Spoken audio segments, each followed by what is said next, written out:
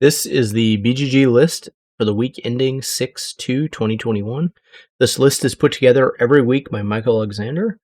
The links are in the description. If you like this video, please like and please subscribe. So let's take a look at the list. Now we're going to look at the below 10 first, some of the things, and there's actually a lot this week.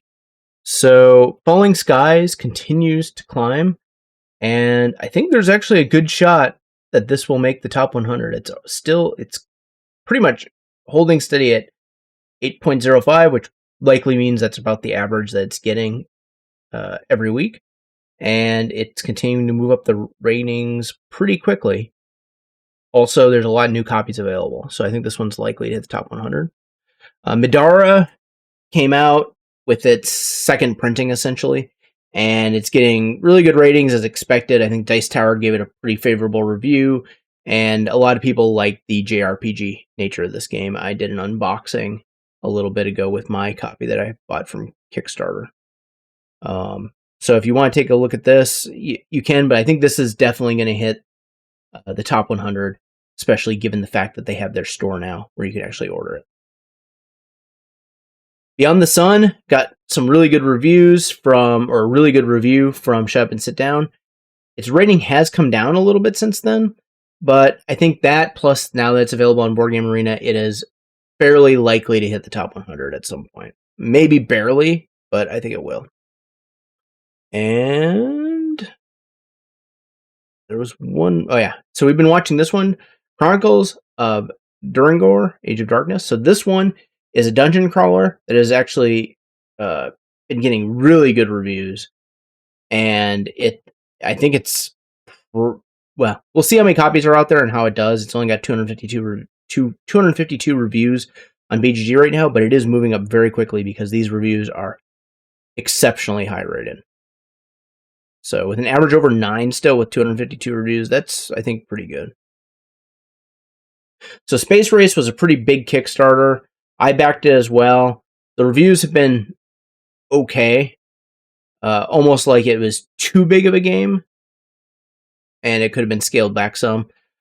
I'm just really excited to get the rockets and have a game with that in it. I wasn't expecting too much more than that. And we've been watching Hadrian's Wall. So this one continues to do well. It's gotten some good reviews. I'm just interested to see how it does as it gets past 1,000 ratings. So number 10, Dune Imperium. This has had a huge jump. I think there was a restock of it at a lot of places, and you can see that in the 300 additional ratings, and it continues to do well. This thing is a machine. It is probably headed into the top 20. I don't know if it'll hit the top 10, but definitely top 20. So it's number 10, Dune Imperium. Number 9, Mandala Stone. So this one is jumping pretty quickly. I think there's been a lot of reviews. People have probably been getting their copies on it. But the average rating is coming down a little bit. This one we're probably going to stop seeing here in a few weeks. So that's number 9, Mandala Stones. Number 8 we've also talked about, which is Zombicide 2nd Edition. So this one, all the backers are getting. It's the 2nd edition of Zombicide. Of course, it's going to get good reviews, and it is. And I think it's fairly likely this will actually hit the top 100 at some point. Just the fact that it has so many fans, and it's from CMON. So that is number 8, Zombicide 2nd Edition. Number 7 is Sleeping God. So this game is Ryan Laukait's, I guess you call masterpiece, at least so far in his career. I haven't played it myself, but the reviews for it are tremendous. In general, it's getting phenomenal reviews, and it's getting phenomenal reviews from the people reviewing it. So that is really amazing. This is a game where you're going to be...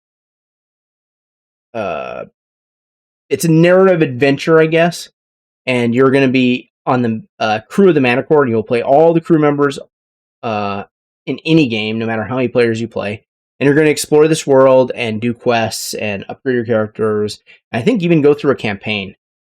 And the artwork looks really good, as usual. And another unique thing with this game is Ryan Laukat is also the artist. So I just think it looks, in general, his artwork looks really good. And works well with his games. He has a specific style to it. Pretty much when you look at a game, you're like, Okay, that's Ryan Lockett. I like the how each crew is kind of unique. Crew member is unique. They have a kind of it almost looks like a unique personality, even in their artwork. And I like the fact that it. Actually, you should watch the No Pun Included review. It's kind of long, but it goes into the history of narrative adventures, and I kind of agree with some of their key points in that, in terms of probably why this is getting such great reviews versus maybe some other narrative adventure games. And actually, one of them I kind of had the same problems with, which was Tales of the Arabian Nights. They kind of gave a poor review to, and I think it's an okay narrative adventure, but they point out the flaws in it, and it feels like this game probably fixed a lot of those flaws, and I am looking forward to playing this one. I'm looking forward to playing it, and probably with my kids when they get a little bit older, because I probably won't get rid of it. So that is Sleeping Gods, which is number 7. I think this is almost certainly going to hit. I mean, it's going to hit the top 100. I don't see how it doesn't. It probably is headed for the top 10. Maybe it'll stay just shy of it, depending on how this rating goes. But I have my gut feeling says this is potential top 10 material. So number 7, Sleeping Gods. Number 6 is Lost Ruins Arnak. So this game just got nominated for the Kennerspiel. It is, and I think that has kind of propelled it forward. Also, I think it's on Board Game Arena as well now. So there's been a fairly sizable jump. And actually, this is an amazing number of ratings for a game that hasn't even been out that long. And it's already in the top 100. Probably, I would say, probably heading into the top 50, although recent ratings are a little bit lower than before. So it's number 6, Lost Ruins of Arnak. We'll have to see what wins the Kennerspiel this year. My gut feeling is probably this game. Number 5 is Oath, Chronicles of Empire in Exile. So this is done by Leader Games and I've actually played this one. I have a video on it on early prototype version. I didn't back it because I didn't feel like it was the game for me. But I feel like the rating is probably about where I would expect it, given this many copies. Not kind of rated as highly as Root. Maybe people got it because it looked similar to Root in terms of artwork, but it's a much different game with maybe kind of a similar ending condition. I don't know. I think it's a fine game. It just wasn't something that I would be playing myself, I don't think. So that's Oath, number 5. Number 4 is Kemet Blood and Sand. So this one is Kemet 2.0. It's the Kickstarter version that they put out. I don't even know if there's going to be a retail version of this. And it's going to do well. It's going to be in the top 100. I don't see how it doesn't hit that. If you look, the ratings are really solid. The reviews are amazing. I think Dice Tower just put out their review. It's giving it amazing ratings. And I am looking forward to playing this game now that my friend has it. So that is number 4, Kemet Blood and Sand. Number 3 is Meadow. So this game is actually doing really well. I've seen it. I don't think I've seen a review of it yet. I haven't had time to watch the review yet of this, but it's continuing to do pretty well. I do think it's. We'll have to keep watching it to see how it does in the coming weeks. It's only 259 reviews, but it's, I would say, solid. I think this thing has potential.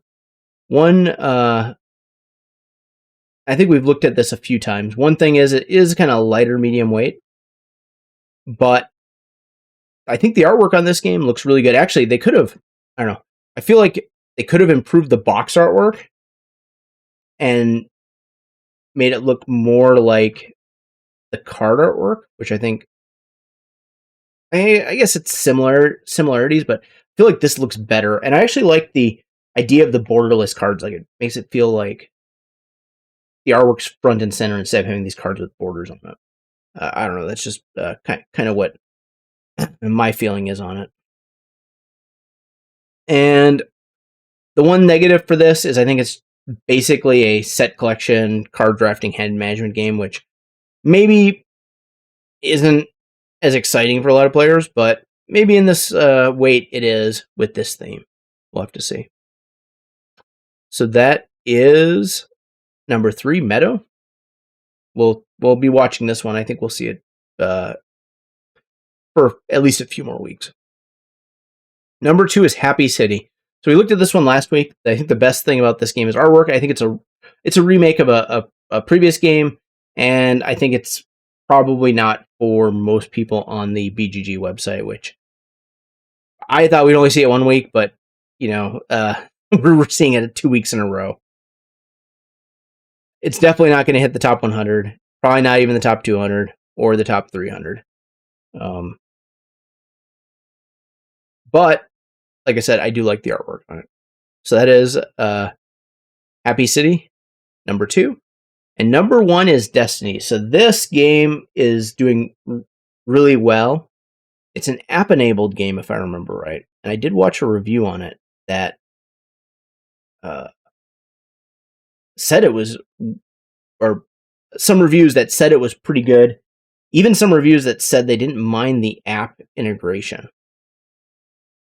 Now, one thing with this is it feels like a little bit more complicated. I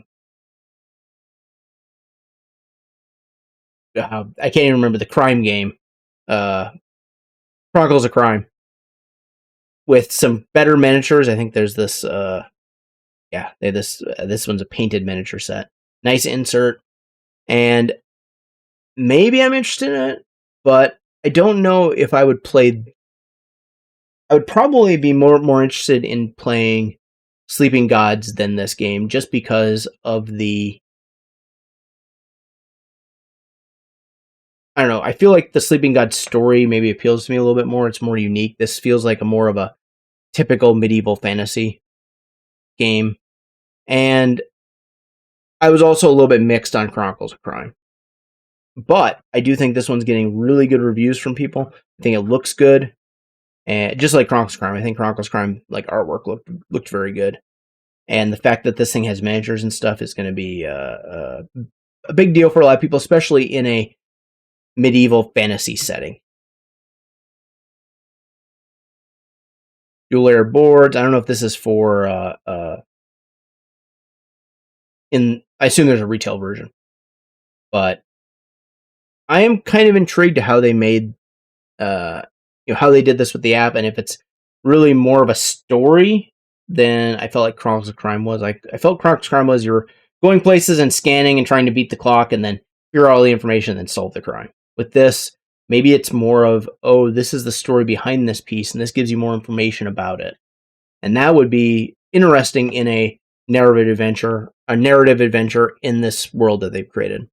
And that might breathe more life into something that maybe would just be a generic fantasy adventure. So I do think we're going to see more of Destinies. I think it's going to continue to be on this list, especially given how well the reviews seem to be doing and how well liked it is. So there you have it. That is the BGG Climbers for the week ending 6/2/2021. Again, if you like this video, please like and please subscribe. Thank you.